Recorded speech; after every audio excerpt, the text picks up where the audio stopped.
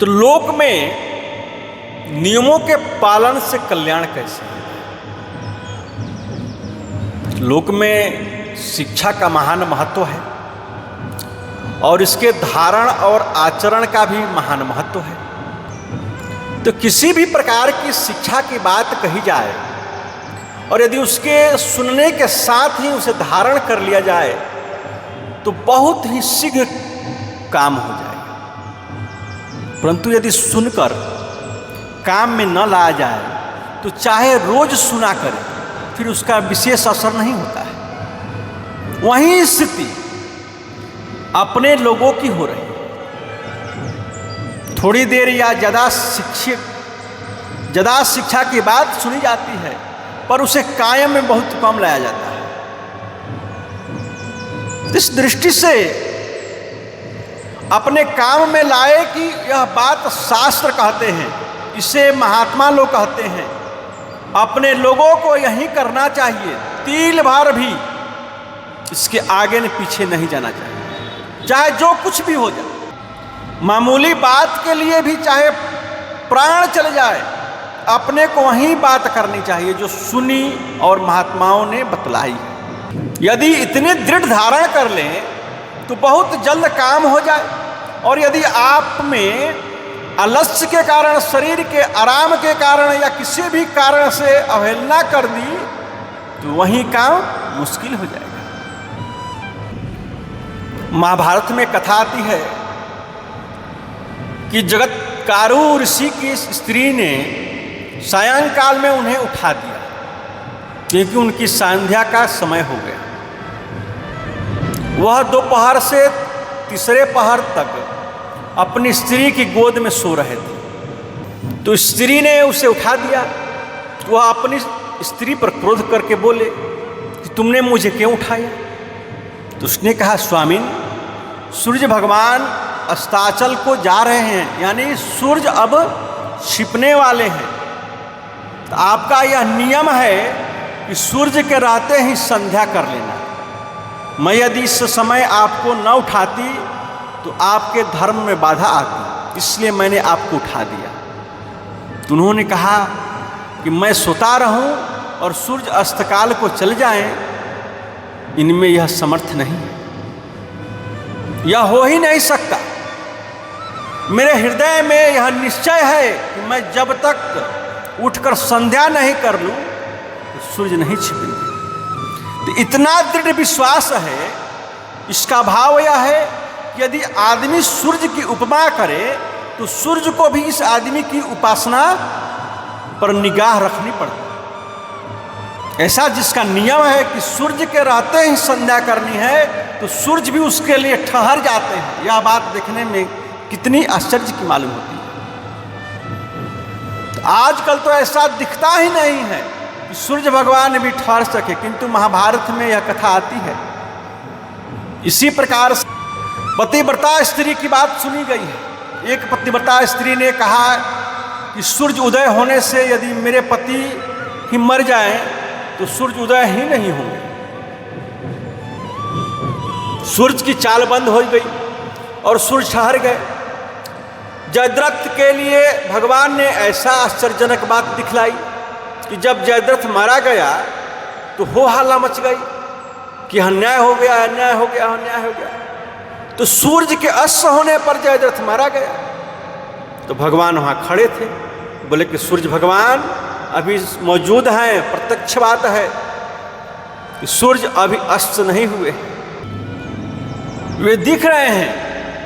भगवान सृष्टि की रचना करने वाले हैं, वे चाहे जैसा कर सकते हैं। भगवान के सिवाय भी संध्या करने वाले व्यक्ति का प्रभाव और पतिव्रता स्त्री का प्रभाव आपने देखा, किंतु आजकल कोई ऐसा प्रभावशाली व्यक्ति नहीं दिखाई दे रहा है। परंतु उस समय ऐसी ऐसी आश्चर्यजनक बातें होती थी। आपको विश्वास करना चाहिए कि बातें जो शास्त्र में लिखी है वे बिल्कुल ठीक है, कोई गलत बात नहीं लिखी गई है। क्योंकि उस समय लोग उस नियम के बड़े पक्के थे, चाहे जो भी हो अपने नियम का पालन करते थे। और अपने में यह दोष आ गया कि यदि थोड़ी सी आपत्ति आ गई तो अपने सुविधे के लिए नियमों को छोड़कर अलग जा खड़े होते हैं। पहले के जो लोग थे नियम कितने पक्के थे कि प्राण भरे भी चल जाए लेकिन अपने धर्म का त्याग नहीं करते थे। राजा युधिष्ठिर भारी से भारी आपत्ति आई किंतु अपने धर्म का त्याग नहीं किया। उनका यह प्रभाव था कि जिस देश में राजा युधिष्ठिर वास करते उस देश में अकाल नहीं पड़ता, महामारी नहीं आती, दैवीय प्रकोप नहीं आते, धन की वृद्धि होती रहती थी, धान्य की वृद्धि होती रहती थी, धर्म की वृद्धि होती रहती थी, सत्य की वृद्धि होती रहती थी। तीन चीजों की वृद्धि होती, क्योंकि वे सत्य बोलते थे इसलिए सत्य की वृद्धि होती। तो जो आदमी धर्म का पालन करता है उसका इतना प्रभाव पड़ता है कि उसके सामने दूसरे लोग भी धर्म का पालन करने लग जाते हैं। यहाँ तक बतलाया गया है कि युधिष्ठिर के शरीर से खून निकलकर यदि जमीन में गिर जाए तो वहाँ 12 वर्ष तक अकाल पड़ जाए।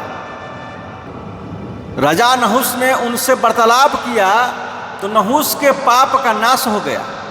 बातचीत करने से, प्रश्नोत्तर करने से, दर्शन करने से पाप का नाश हो जाता है। यह कितने महत्व की बात है। किंतु वे धर्म पर अड़े रहे इसलिए मृत्यु भी उन्हें नहीं मार सकी।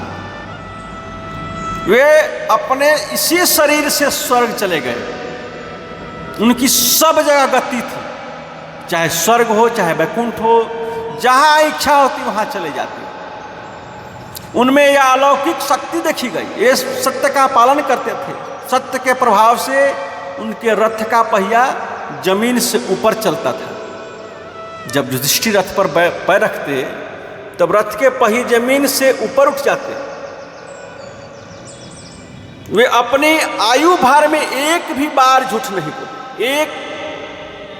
उस झूठ का नतीजा यह हुआ उसी दिन उनके रथ के पहिए जमीन में गिर गए, जिस दिन उन्होंने अश्वत्थामा के मरने के समय थोड़ा सा आवाज दबाकर कह देने से, थोड़ा सा आवाज दबाकर कह दे कि अश्वत्थामा तो मरा, किंतु मरा हाथी। शब्द तो सचा था रहा, शब्द तो सच रहा, किंतु गुरु द्रोणाचार्य ने सुना ही नहीं कि हाथी मरा या मेरा बेटा ही मरा है। ये शब्द सुनकर गुरु ने अपना प्राण त्याग दिया। ऐसे झूठ बोलने का पाप भी युधिष्ठिर को लगा, क्योंकि द्रोणाचार्य ने जो समझा वही बात सच मानी। तो युधिष्ठिर की बात सच नहीं मानी गई। अपने किसी को कोई बात कहे और समझावे तो वह जो समझेगा वही बात सच मानी जाएगी। यदि वह ठीक से नहीं समझे तो अपने कहने का कोई मूल्य नहीं है। अपनी नियत में कोई दोष नहीं होता, अपनी नियत में कोई दोष नहीं होना चाहिए। शब्द तो कह दिया, शब्द तो कह दिया, किंतु यदि वह कपटयुक्त है तो मिथ्या है। तो इस प्रकार सत्य के प्रभाव से, इस प्रकार सत्य के प्रभाव को भी दिखाया है और सत्य के त्याग का प्रभाव भी दिखाया है। इन सब बातों को याद करके अपने नियम पालन में बहुत ही दृढ़ रहना चाहिए। अपने लोगों के कितनी बार सत्संग का नियम बनाया, कितनी बार सत्संग का नियम बनाया, कई दिन तक उसे काम में लाया, फिर छोड़ दिया, फिर बनाया, फिर छोड़ दिया। तो उससे क्या लाभ हुआ? लाभ तो तभी हो सकता है जब आप छोटे से नियम पर भी दृढ़ रहे, कायम रहे। एक तरफ तो प्राण का पालन करे और एक तरफ नियमों का पालन करे। यह कैसे? श्रृंगी ऋषि ने राजा परीक्षित को श्राप दे दिया। उसके पिता महर्षि शमी ने उसे उपालब्ध दिया। कहा वत्स वह राजा है, धर्मात्मा है, सब प्रकार से रक्षा करता है, अतः राजा को इस प्रकार श्राप नहीं देना चाहिए। तुमने यह बहुत ही गलती की है। पुत्र ने जोर देते हुए कहा कि नहीं, मैंने जो कुछ भी किया है वह ठीक किया है। मेरी बात एकदम सुलह आने होगी। मैंने कभी भी विनोद में भी झूठ नहीं बोला है। मैं स्वेच्छापूर्वक और स्वाभाविक रूप से बोलता हूँ, कभी मिथ्या नहीं बोलता, मेरा वचन सत्य ही होगा। राजा को अवश्य मरना ही होगा। फिर पिता ने भी उनका समर्थन किया कि ठीक है, तू सत्यवादी है, बालकपन में ही सत्य बोलता है, तो मैंने कभी भी तेरा बात मिथ्या नहीं सुनी, तेरा वचन सत्य होगा। फिर भी यह बात कहता हूँ, तू अभी बच्चा है, मैं तेरा पिता हूँ। पिता के सामने लड़के सदैव बच्चे ही हैं। इसीलिए अब भी मेरा यही कर्तव्य है कि यदि तू गलती करे तो मैं तुम्हें समझाऊं कि तूने यह गलती की है। मैं राजा परीक्षित को यही बात कहूँगा कि मेरे मूढ़मती बालक ने जो आपको श्राप दे दिया है, वह श्राप तो मिथ्या होगा नहीं, तुम इसके बचने का प्रयत्न करो। तुमने जो कुछ भी किया उसके लिए सावधान कर दिया है।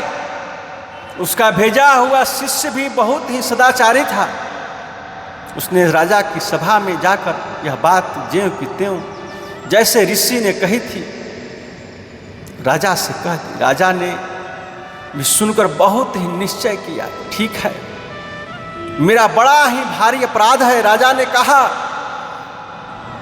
कि उनके श्राप से मैं मर जाऊंगा, मुझे इसकी चिंता नहीं है, परंतु मुझसे जो यह अपराध हुआ होगा, परंतु मुझसे जो यह अपराध हो गया, इसकी मुझे बड़ी भारी चिंता है।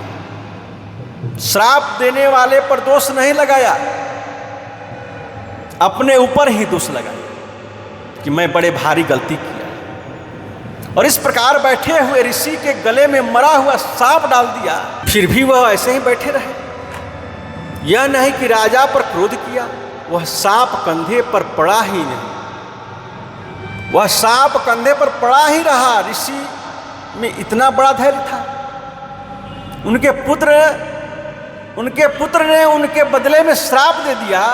आजकल का पिता कहता है कि तूने बहुत अच्छा काम किया, उसने जैसी दृष्टता की वैसा ही तुमने उसे श्राप दिया। किंतु समीक ऋषि ने यह बात नहीं कही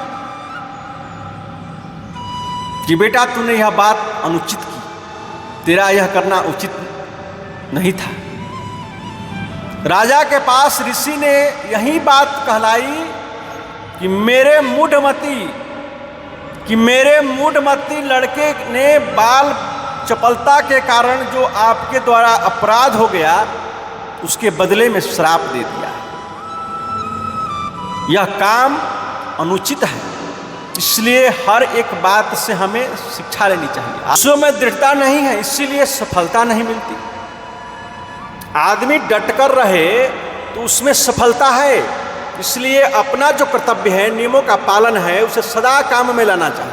किसी प्रकार से उसमें विचलित नहीं होना चाहिए। कोई भी आपत्ति हो जाए, कानूनी आपत्ति आ जाए, शारीरिक आपत्ति आ जाए, कानून की जो भी कानून की हो या भाई की हो या सरकार की हो, यद्यपि सरकार का कानून नहीं मानोगे तो सरकार दंड देगी। दंड भले हो, पर जहाँ भगवान का कानून मानने से सरकार के कानून की बाधा आवे तो वहाँ सरकार के कानून भी नहीं मानना चाहिए। यह दृढ़ निश्चय है। इसी तरह से ईश्वर के कानून की बात आ जाए तो इसमें भी खूब सतर्क रहना चाहिए।